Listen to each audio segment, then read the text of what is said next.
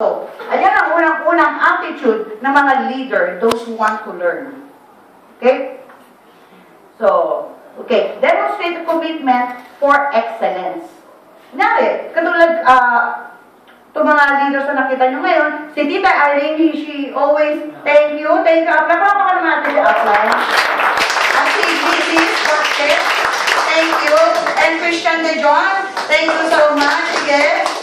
Matatanda na kayo, tulad na kayo. Ito yung mga senior citizen, gising pa. Sige. Ano? Wala ka sasakay, nakasakay ka sa akin eh. Okay? So, build confidence for the future. So, importante na build up natin yung confidence mo. How team leader, palagi kung tatapigin naman, i-appreciate nyo yung mga tamang ginagawa ng member nyo because that way it builds their confidence. Parang si nanonood kayo ng Be Careful with My Heart? Si Maya, di ba mas sabi di ba alam yun, no? Ni Sir Chief na, Maya, good man ako. Di ba it builds her confidence? Yes. Di ba? So, teleserye yun. Oo, sa YouTube. Okay? Araw-araw, sa madaling araw, sa YouTube ako nanonood.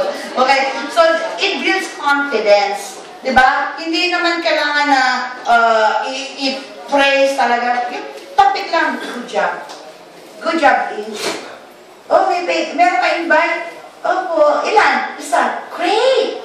Hindi yung isa lang. Positive leader to, ikaw nga wala eh. Yaman mo pa. Okay? So, now, this is exciting. Ito na yung ating climax. Art of exposing. Sometimes we say the right thing to get them we have to say the right thing to get them interested, and let them come to you. You don't need to chase them. Let the cold market chase you. Gusto niyo yun? Yes. Lapit na tayo sa climax. You cannot say the right thing on wrong people. Does it happen? Isang bomb na naman, but you're barking the wrong tree. Tama? O minsan naman, you cannot say the wrong thing on right people. Okay? Kunyari, corporate presidente ng kumpanya kausap mo, sabi mo, Sir, dito kayo na 8 to 12% discount. Hindi presidente kausap mo, ito 12% discount pre-present mo. That's not how you present. Pagka matataas ang posisyon, bigay mo agad yung malalaking kita. Sir, you can earn as much as yung 7 accounts times 900, 6.3 million. Doon nagdadabak sa ang umpisa. Hindi doon sa discount. Palalabasin ka agad pag nabilit ka sa gwardiya. Okay? So, what are the reasons why you cannot do it? Okay? You have to know the reasons, the why you should do the business. Why you will go out and approach the cold market. Okay? Ano importante? Goals, dreams, freedom. And when you have all these three, magkakaroon ka na ng passion. You have to be specific with your goals, with your dreams. Hindi po pwede gusto ko lang yumaman. Magkano? 100 million. Kailangan, ilang taon ka ngayon? Kunyari, 20 years old ka ngayon. Kung magre-retire ka na ngayon, hanggang sa last breath mo, hanggang kailan mo magsumubuhay? 80? 85? Naku, wala na ka ng silbi noon. Nakatupot na naka-wheelchair ka.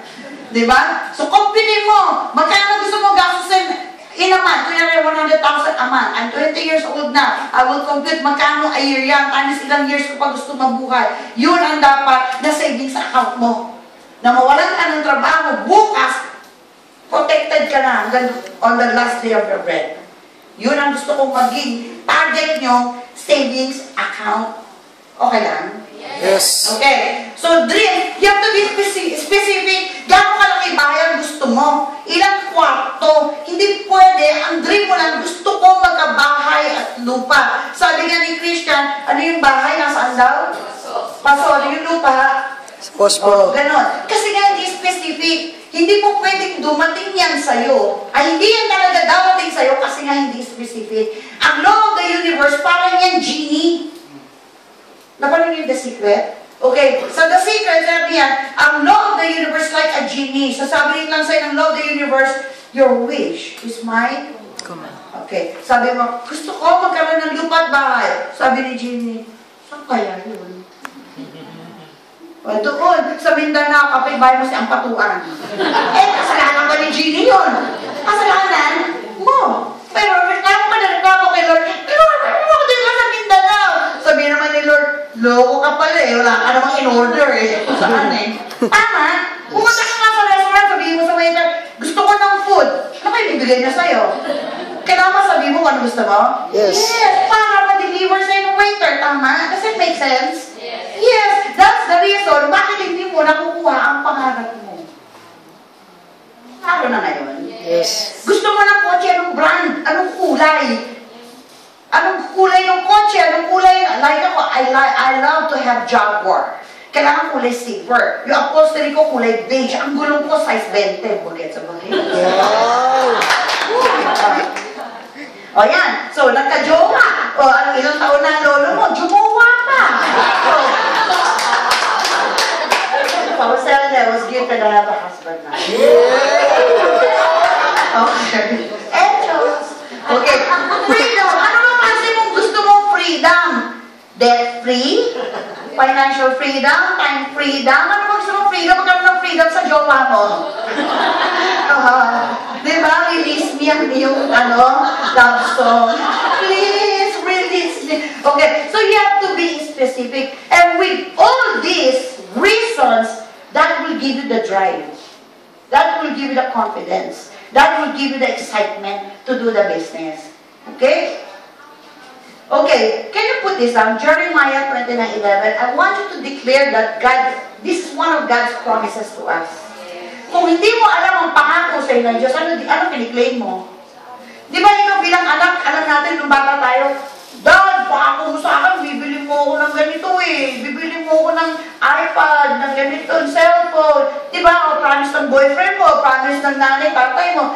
Di ba pinapaalala niyo sa kanila yung pangako sa'yo? And yung nangako sa'yo, okay, bibigay ko yun sa tamang takdang panahon. Ganon din po sa Diyos. Kung hindi mo papaalala, hindi mo i-claim, hindi mo i-declare itong verse na to every day, hindi darating sa'yo ang pangarap mo. Kasi you know why? Kaya sa akin bakit? Bakit? Naniniwala ka ba? Lahat na magkakaroon tayo in the future, galing kay Lord. Yes. Hindi dahil sa matalino ka. Hindi Yes. dahil sa maganda ka. Hindi dahil marami ka na master. Lahat ng master degree, tinake mo na. Hindi dahil sa galing mo. It's because God had promised it to you.